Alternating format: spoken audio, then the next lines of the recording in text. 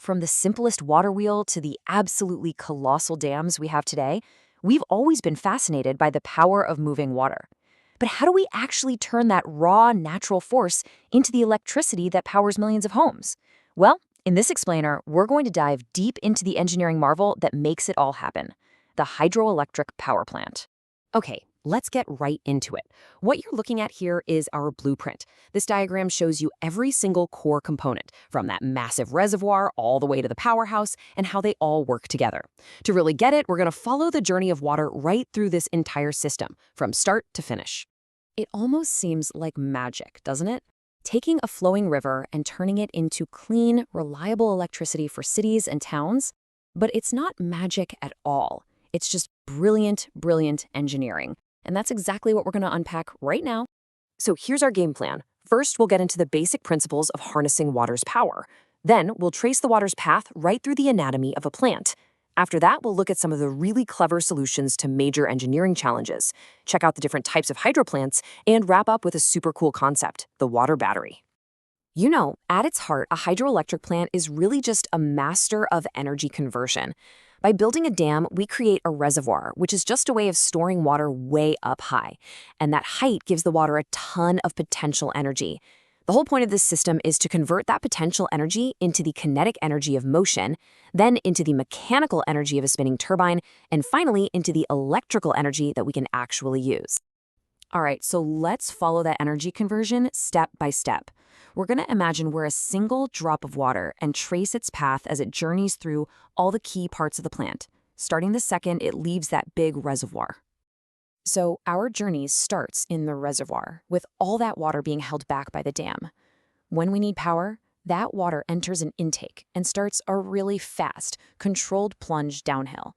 And the very first key component it hits is absolutely crucial. And that component is the penstock. Just think of this as the main artery of the entire power plant. It's a huge, reinforced pipe, and its whole job is to channel all that water downhill. As gravity does its thing, the water's potential energy rapidly transforms into kinetic energy, pure, powerful motion. You can see it right there on the diagram, this massive pipe sloping down from the dam right to the powerhouse. It has to be unbelievably strong to handle the immense pressure, basically funneling all of that force directly at the turbines. So after the water has done its main job, spinning that turbine, it has to exit the system. But it doesn't just, flow out. It goes into this cleverly designed part called a draft tube. This thing isn't just an exhaust pipe. Its specific shape is absolutely critical for making the whole plant more efficient. Here's the clever part. As water flows into the tube actually gets wider. This design slows the water down, which reduces turbulence and recovers pressure that would otherwise just be lost. It's a perfect little example of how every single part of this system is designed to squeeze every last drop of energy out of the water. Okay, so holding back millions of tons of water, that creates some enormous engineering challenges. So now let's look at a couple of those key problems and the really ingenious ways engineers have figured out how to tame this incredible force. Think about it. A dam can only hold so much water. What happens during a heavy rainstorm or a major flood? The reservoir level can start to rise, and rise dangerously high, to the point where it could actually go over the top and destroy the whole dam. So how do you safely let off that pressure? You build a spillway. It is, literally, the dam's ultimate safety valve. It's a special channel designed just to give all that floodwater a safe, controlled path to bypass the dam, protecting the entire structure from a catastrophic failure. And they come in all kinds of shapes and sizes. An OG spillway, for instance, has this smooth, curved shape that perfectly matches the natural arc of flowing water, which makes it super efficient. A chute spillway, on the other hand, is more like a steep, open channel. The design they choose is always custom-tailored to the dam and the land around it. All right, now for another challenge. Just imagine a freight train's worth of water just screaming down that penstock. What happens if the turbine gates suddenly have to slam shut because of a change in power demand? All that incredible momentum, it has to go somewhere. It can't just vanish. The result is this phenomenon called water hammer. And trust me, it's just as violent as it sounds. It's a massive hydraulic shock wave that rockets back up the penstock, creating a pressure spike so powerful it can literally burst the pipe wide open. It is an incredibly destructive force. So the solution is the surge tank. It's this vertical shaft connected to the penstock right before the powerhouse. And when that pressure wave hits, the water has somewhere to go. It surges up into this tank, which safely dissipates all that energy. It's basically a simple but brilliant shock absorber for a massive water system. Okay, so now that we get the core parts and the big challenges, it's really important to know that hydroelectric plants are not a one-size-fits-all kind of thing. They're actually classified in several different ways based on exactly how they're designed and how they function. You can basically categorize these plants in a few key ways.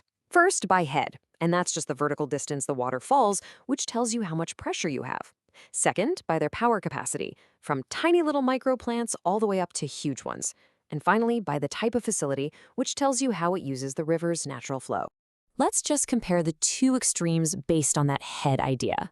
You've got high head plants where water is falling over 100 meters. That creates immense pressure. So you'd typically use something called a Pelton turbine, which is designed for high-velocity jets of water. But on the flip side, you have low head plants, which might just be a dam across a river with less than 30 meters of drop. That requires totally different turbines, like the Kaplan or Francis types, that are built for high flow but lower pressure. And for our last stop, let's look at one of the most innovative types of hydropower. This is one that functions less like a simple power generator and more like a giant grid-scale battery. This is the pumped storage plant.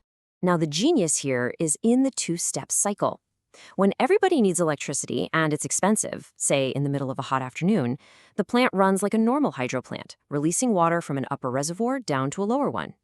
But then, when electricity is cheap, like in the middle of the night when demand is low, the plant actually reverses. It uses that cheap power to pump the water from the lower reservoir back up to the top, effectively recharging itself for the next day. And this diagram shows you the setup perfectly. It all comes down to having two reservoirs at two different heights. This system lets the plant literally store energy in the form of water in that upper reservoir, ready to be let go whenever the grid needs a boost. It's an unbelievably effective way to create a massive, rechargeable energy store.